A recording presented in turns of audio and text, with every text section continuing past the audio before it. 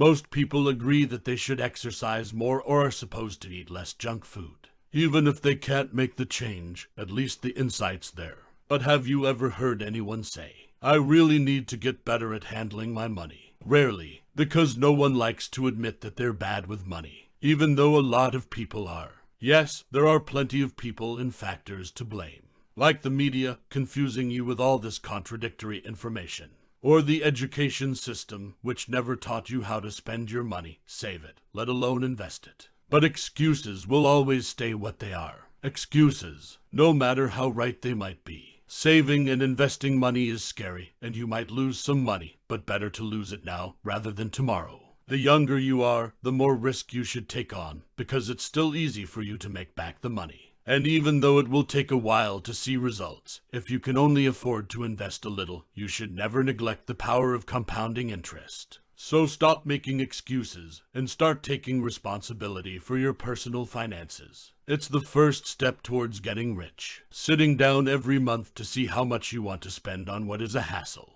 No one wants to do that, which is why Ramit suggests a conscious spending plan. What he means by that is, take cuts off your paycheck and automatically spend them towards the right things. What's the first step to becoming rich? All of us have different ideas about how we make money. Perhaps it's luck, maybe it's privilege, maybe it's hard work. According to Sethi, the first step is taking personal responsibility for our finances. It's only once we truly accept that we're in the driving seat of our spending, saving, and investments that we can start being financially savvy. How often have you heard people say, I should be more healthy when it comes to my diet, or I should exercise more? But when was the last time you heard someone say, I should really get better at handling my money? Put simply, the answer is seldom. None of us want to admit that we're bad with money, despite the fact that according to our author, most people are. Why do so many of us battle to come to terms with our lack of financial planning? Perhaps we feel guilty about not saving enough, or fear that it's too late to start taking ownership of our finances. Many of us also shift blame onto other people or factors. We could blame the media for confusing us with contradictory financial information, or maybe that our education system didn't teach us how to spend, save, or let alone invest. However, Sethi is here to set us straight and bluntly asserts, excuses will always stay just that, excuses, however right they may be. So to begin the path to riches, it's time to stop making excuses and take control. And if you're thinking, but I'm not a financial expert, then think again. You don't need to be a financial expert to live a rich life. When it comes to weight loss, 99.9% of us intuitively know two things: eat less and exercise more. Only elite athletes need to do more. However, instead of accepting the simple truth and acting on it, we laboriously discuss and obsess over obscure supplements, quick fixes, miracle cures, and plant-based versus paleo diets. We apply this same mentality to money. Most of us fall into two camps when it comes to our money. We either ignore it or feel guilty and obsess over it. We fret over financial details, and we argue about interest rates and geopolitical risks. However, what we lack is taking action. The truth is that most people don't need a financial advisor to help them get rich. We need to set up solid bank accounts, automate our day-to-day money management, focus on savings, and eliminate debt. We need to know about a few things to invest in, and then we need a little money to grow for 30 years. None of this is cool or exciting, is it? So what do? We read internet articles from experts who make endless predictions about the economy and this year's hottest stock. And the problem is these so-called experts aren't held accountable when they're wrong, which is 50% of the time. Why do we fall into these traps? We do this because we love to debate minutiae, and we are distracted by information. Information overload can be paralyzing, even when some of it may be helpful. Sethi explains, people love to argue minor points partially because they feel that absolves them from actually having to do anything. The advice is for us to step back and let the fools debate the details. To be more pragmatic, our author decided to learn about money. He started by taking small steps to manage his spending. Just as we don't have to be certified nutritionists to lose weight or automotive engineers to drive a car, we do not have to know everything about personal finance to be rich. Getting clued up on credit. Most of us need to get to grips with how we understand and relate to credit. Sethi says that one of the pivotal steps is understanding credit and how to make it work for us. For the majority of us, credit is how we make most of our big purchases, whether it's a loan, mortgage, or credit card. There are two fundamentals of credit, namely credit history and credit score. A credit report provides information to potential lenders about how viable it is to lend us money, and borrowing money can be less risky than we have been led to believe. Credit is useful for a number of reasons. Firstly, if we are responsible with our credit cards and use them to pay bills timeously and in full, they can improve our credit history. Credit history is how we get a good credit score, and a good credit score allows us to attract lenders, get better loan repayment rates, and essentially lower interest rates. As an example, back in 2009, the differences between a good credit score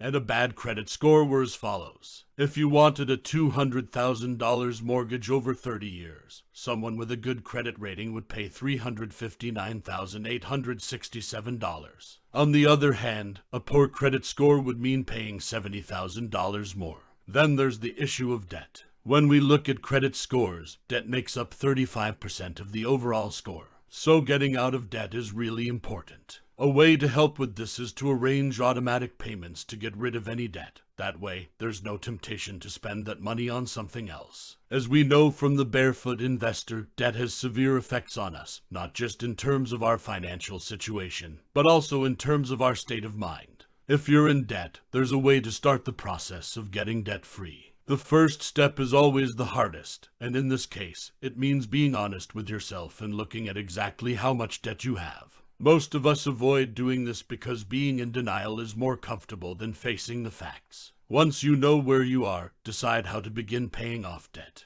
The advice is to start with the card that has the highest APR rating. Then you should look at negotiating. Once you've done this, you need to assess how to make more significant monthly payments to rid yourself of debt. An excellent way to approach this is to look at all of your spending habits and assess where you can cut costs. Finally, don't delay. You can't get out of debt if you aren't proactive about it. Getting the best bang for your buck. Banks form the foundation of our financial system, so we need to be a lot pickier when it comes to choosing where to put our money. When it comes to choosing the right bank, we need to look at trust, convenience, and features. It's a good idea to ask friends and family which banks they personally trust and bank with. Then look through the bank's website and see if there are excessive fees and minimum required balances. Tip 2 is to look at whether it's convenient. A bank should have a user-friendly website or app. If the services the bank provides don't work for us, we won't use them. Finally, in terms of features, make sure the bank offers basic features that we actually need, like competitive interest rates and free transfers to external bank accounts. It's also worth looking at online banks because they have fewer overhead costs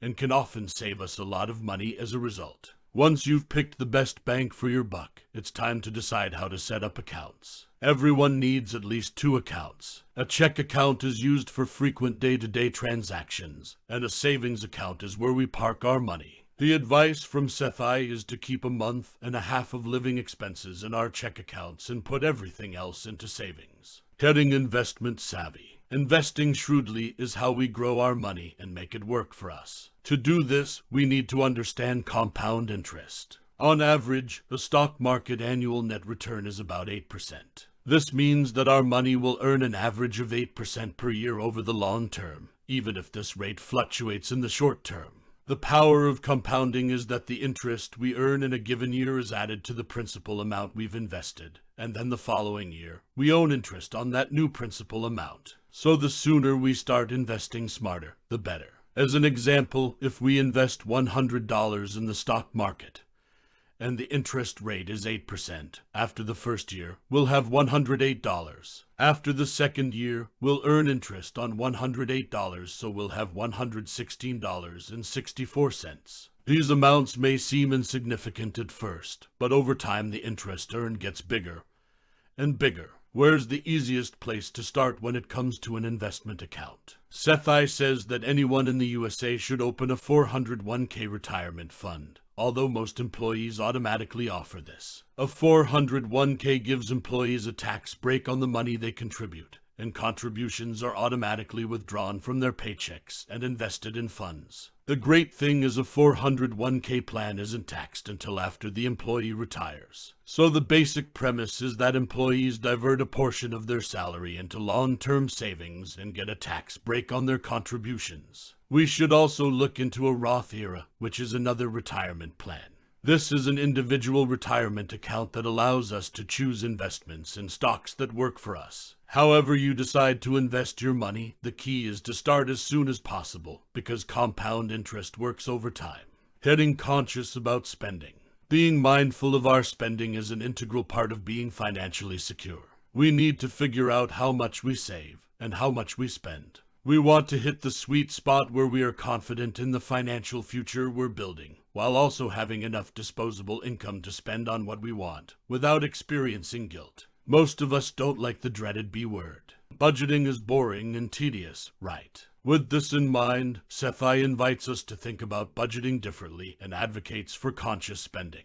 By reframing this, we're more inspired to plan our money so that we can enjoy spoiling ourselves, because we've done it in a financially responsible way. To get started, we need to divide our take-home income into fixed costs, investments, savings, and spending. Fixed costs are the immovable costs that constitute monthly necessities. These are things like mortgage or rent, car payments, basic groceries, and so on. Once we add them together, we also need to add a 15% buffer. This is there to allow for unexpected costs. Ideally, this total amount should be 50–60% of your monthly income, after tax. Investments should make up the next 10%.